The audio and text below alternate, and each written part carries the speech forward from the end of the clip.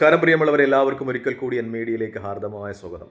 കഴിഞ്ഞ ലോക്സഭാ ഇലക്ഷൻ്റെ തെരഞ്ഞെടുപ്പ് പ്രചരണ വേളയിൽ സുരേഷ് ഗോപി പറഞ്ഞത് മോഡിജി അധികാരത്തിലെത്തിയാൽ താൻ വിജയിക്കുക കൂടി ചെയ്താൽ 5 പ്രധാനപ്പെട്ട വകുപ്പ് കൈകാര്യം ചെയ്യുന്ന മന്ത്രിമാരെ തൻ്റെ ചൊൽപ്പടുതിക്ക് നിർത്തിത്തരും, എന്താവശ്യപ്പെട്ടാലും തരും. താൻ എം പി ആയി തിരഞ്ഞെടുക്കപ്പെട്ടാലും സിനിമയിലേക്ക് അഭിനയിച്ച് മുന്നോട്ട് പോകും. തനിക്ക് വേണ്ടി 5 പ്രധാനപ്പെട്ട മന്ത്രിമാരെ മോഡിജി ഇങ്ങനെ ചൊൽപ്പടുതിക്ക് നിർത്തിത്തരും. ഞാനിങ്ങനെ ആജ്ഞാപിച്ചാൽ മതി. തൃശ്ശൂരിൻ്റെ എല്ലാ കാര്യങ്ങളും അവർ ചെയ്തു തരും. താൻ കേരളത്തിൻ്റെ കാര്യം മാത്രമല്ല, ഇനി തമിഴ്നാടിൻ്റെ കൂടെ കാര്യം നോക്കുന്ന ആളാണ് എന്നൊക്കെ അദ്ദേഹം പ്രസ്താവിക്കേണ്ടത്. പക്ഷേ കേരളത്തിന് ഉള്ള കാര്യങ്ങൾ കൂടി നഷ്ടപ്പെട്ട അവസ്ഥയിലാണ് സുരേഷ് ഗോപി ജയിച്ച് മന്ത്രിയായതിനു ശേഷം നടക്കുന്നത്. കാരണം എയിംസ് അദ്ദേഹം വാഗ്ദാനം ചെയ്ത ഒരു കാര്യമാണ്.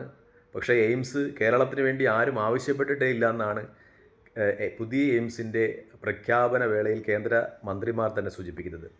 മാത്രവുമല്ല, വയനാട് പ്രകൃതി ദുരന്തത്തിൽ കേരളത്തെ അവഗണിക്കുന്നതിന് തുല്യമായ നടപടിക്രമങ്ങളാണ് കേന്ദ്ര ഗവൺമെൻറ് കൈക്കൊള്ളുകയും ചെയ്തത്. കേരളത്തിനെ മാത്രമല്ല, തൊട്ടടുത്ത് കിടക്കുന്ന തമിഴ്നാടിനെയും BJP വിരുദ്ധ രാഷ്ട്രീയം നിലനിർത്തുന്നതിൻ്റെ പേരിൽ BJPക്ക് തമിഴ്നാട്ടിൽ നിന്ന് ഒരു സീറ്റുമില്ല. കേരളത്തിൽ നിന്ന് സുരേഷ് ഗോപി അദ്ദേഹത്തിൻ്റെ ഇമേജ് വെച്ച് ജയിച്ചു പോയി എന്നതൊഴിച്ചാൽ 2 സംസ്ഥാനങ്ങളിലും BJP എന്ന പ്രസ്ഥാനത്തിൻ്റെ പ്രവർത്തനം വിലയിരുത്തുമ്പോൾ ബിഗ് സീറോയാണ്.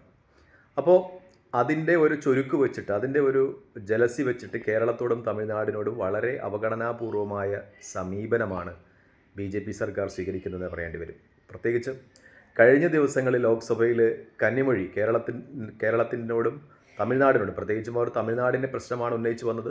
സഭയിൽ കേരള MPമാർ കേരളത്തിൻ്റെ കാര്യം കൂടി പറഞ്ഞപ്പോൾ അവർ കേരളത്തോടും BJP സർക്കാർ കാണിക്കുന്ന അവഗണനയെക്കുറിച്ച് സംസാരിക്കുകയുണ്ടായി. പക്ഷേ ആ സമയത്ത് സഭയിലുണ്ടായിരുന്ന സുരേഷ് ഗോപി എന്ന് പറയുന്ന കേരളത്തെ പ്രതിനിധീകരിക്കുന്ന കേന്ദ്രമന്ത്രി, അദ്ദേഹം കേരളത്തിന് വേണ്ടി സഭയിൽ സംസാരിച്ചതായി ഒരു വിവരവുമില്ല.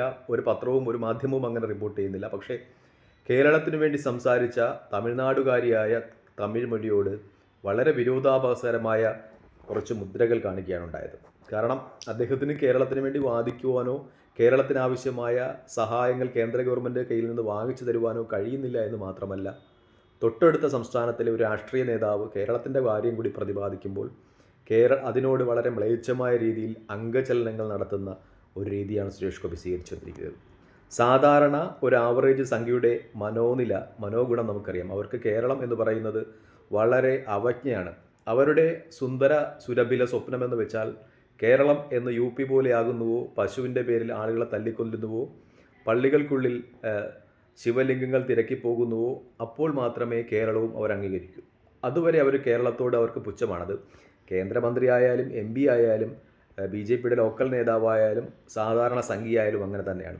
അവരുടെ ഒരു ആരാധ്യമായ സ്ഥലമെന്ന് വെച്ചാൽ അവരുടെ സുന്ദര സുരഭില, പണ്ട് CPMമാർ പറയുന്ന ബംഗാൾ പോലെ സുന്ദര സുരഭില UP ആണ് അവരുടെ സ്വപ്നം. അത് സാക്ഷാത്കരിക്കാനുള്ള ശ്രമങ്ങളാണ് നടന്നുകൊണ്ടിരിക്കുന്നത്. കാരണം കേരളത്തിൽ ആളുകൾ സൗഹാർദ്ദത്തോടും സ്നേഹത്തോടും കൂടി ജീവിക്കുന്നത് BJPയെ സംബന്ധിച്ച് വളരെ വലിയ കണ്ണുകടിയാണ്. അതുകൊണ്ടാണ് ഇങ്ങനെ സമൂഹത്തിൽ അന്തഃഛിദ്രതയൊക്കെ ഉണ്ടാക്കുന്ന നടപടികളുമായി മുന്നോട്ട് പോകുന്നത്. പക്ഷേ കേരളത്തിലെ ഉത്തരവാദിത്തപ്പെട്ട ഒരു ജനപ്രതിനിധി എന്ന നിലയിൽ സുരേഷ് ഗോപി കുറച്ചുകൂടി ഉത്തരവാദിത്തങ്ങൾ കാണിക്കണമെന്നാണ് പറയാനുള്ളത്. കാരണം ഒരു അട്ടർലി ഫെയില്യൂർ ആകുന്ന ഒരു കേന്ദ്രമന്ത്രി എന്നതിൽ പോട്ടെ, ഒരു MP എന്ന നിലയിലും അട്ടർലി ഫെയില്യൂർ ആകുന്ന ഒരു രീതിയാണ് അദ്ദേഹത്തിനുള്ളത്.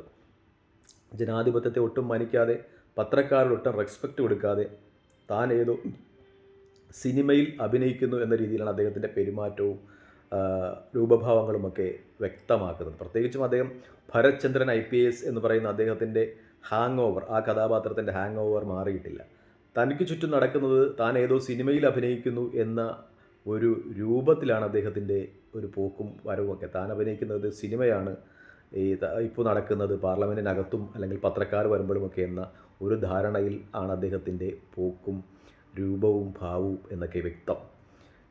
ഒരു രാജ്യം, ജനാധിപത്യ രാജ്യത്ത് ഒരു ജനപ്രതിനിധി പുലർത്തേണ്ട ചില കർത്തവ്യങ്ങളും കടമകളുണ്ട്. പ്രത്യേകിച്ചും തിരഞ്ഞെടുക്കപ്പെടുന്ന ജനതകളോട്, പ്രത്യേകിച്ചും ഒരു ജനാധിപത്യ രാജ്യത്തെ താങ്ങി നിർത്തുന്ന അതിൻ്റെ 4ാം സ്റ്റേറ്റ്, 4ാം തൂണ് എന്ന് പറയുന്ന പത്രങ്ങളോട് ഒക്കെ ഒരു ജനപ്രതിനിധി പുലർത്തേണ്ട മാന്യതയുണ്ട്. ഇദ്ദേഹത്തിന് മുമ്പ് തന്നെ കേരളത്തെ നയിച്ച, വളരെ ഉചിതമായ രീതിയിൽ നയിച്ച ഒരുപാട് മഹാന്മാരായ നേതാക്കന്മാർ, രാഷ്ട്രീയ നേതാക്കന്മാർ പല പ്രസ്ഥാനങ്ങളിൽ നിന്നും കടന്നുപോയിട്ടുണ്ട് എന്നത് വാസ്തവമാണ്. അതുപോലെ അവർ തങ്ങളുടെ ജനങ്ങളോട് അല്ലെങ്കിൽ തങ്ങൾ പ്രതിനിധീകരിക്കുന്ന മണ്ഡലങ്ങളോട് അല്ലെങ്കിൽ തങ്ങളെ കാണുന്ന പത്രപ്രവർത്തകരോടൊക്കെ ജനാധിപത്യത്തിൻ്റെ രീതിയിൽ മാന്യത പുലർത്തിയിട്ടുണ്ട്. പക്ഷേ ഇദ്ദേഹം അങ്ങനെയൊന്നുമല്ല എന്ന് തന്നെയാണ് ഏറ്റവും വലിയ വ്യക്തമായി നിൽക്കുന്ന കാര്യം എന്നത് ഏറ്റവും വലിയ ദുഃഖകരമായ സത്യമാണ്. മറ്റൊന്നുകൂടി പറഞ്ഞുകൊള്ളട്ടെ, ഇദ്ദേഹത്തിന് മുമ്പ് കേരളത്തിൽ BJP പ്രതിനിധീകരിച്ചുകൊണ്ട് വന്ന ഒരു പ്രതിനിധി എന്ന് പറയുന്നത് നിയമസഭയിലെ രാജഗോപാലാണ്. അദ്ദേഹവും തിരഞ്ഞെടുക്കപ്പെട്ടതിന് ശേഷം എങ്ങനെയാണ് പെരുമാറിയതെന്ന് വളരെ അത്ഭുതകരമായിരുന്നു. കാരണം അദ്ദേഹം ആദ്യം സ്പീക്കർ സ്ഥാനത്തേക്ക് CPMനെ അനുകൂലിച്ചുകൊണ്ട് വോട്ടിട്ടു. അന്ന് CPMൻ്റെ സ്പീക്കർ സ്ഥാനാർത്ഥിയായിരുന്ന ശിവരാമകൃഷ്ണനെ അനുകൂലിച്ചുകൊണ്ട് വോട്ടിട്ടു. അപ്പോൾ അതിന് അദ്ദേഹം പറഞ്ഞത്, എനിക്ക് ഏറ്റവും ഇഷ്ടപ്പെട്ട ദൈവത്തിൻ്റെ പേരാണ് കൃഷ്ണൻ, അതുകൊണ്ട് ഞാൻ ശിവരാമകൃഷ്ണനെ വോട്ടിട്ടു എന്നാണ്.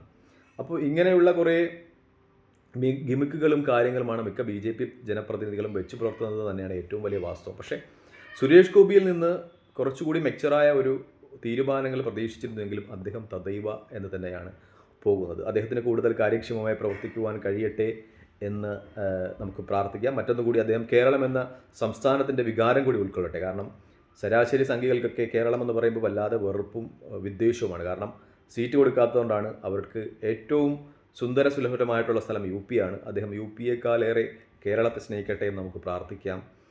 അങ്ങനെ ദൈവം അദ്ദേഹത്തെ അനുഗ്രഹിക്കട്ടെ എന്ന് ആശംസിക്കാം. തൽക്കാലം ഈ വീഡിയോയുമായി വിടവാങ്ങുന്നു. മറ്റൊരു വീഡിയോയുമായി കാണുന്നവരെ പ്രാർത്ഥനയിൽ ഉൾപ്പെടുത്തുക. നന്ദി, നമസ്കാരം, ജയ് ഹിന്ദ്. നിങ്ങൾ വീഡിയോ ഇഷ്ടപ്പെടുന്നതുകൊണ്ട് ദയവായി ലൈക്ക് ചെയ്യുക, ഷെയർ ചെയ്യുക, കമൻറ്റ് ചെയ്യുക. കാരണം ചാനലിൽ പൊട്ടിപ്പിക്കാനുള്ള ശ്രമങ്ങളും റിപ്പോർട്ടുകളും ഒക്കെ വളരെ ആസൂത്രിതമായി നടക്കുന്നുണ്ട്. നിങ്ങളുടെ ലൈക്കും ഷെയറും കമൻറ്റുമാണ് ഈ ചാനൽ നിലനിർത്തുന്നത്. അതുകൊണ്ട് ദയവായി ചാനൽ ഇഷ്ടപ്പെടുന്നുണ്ടെങ്കിൽ ലൈക്ക് ചെയ്യുക, ഷെയർ ചെയ്യുക, കമൻറ്റ് ചെയ്യുക. ദയവായി പ്രാർത്ഥനയിൽ ഉൾപ്പെടുത്തുക. ജയ് ഹിന്ദ്.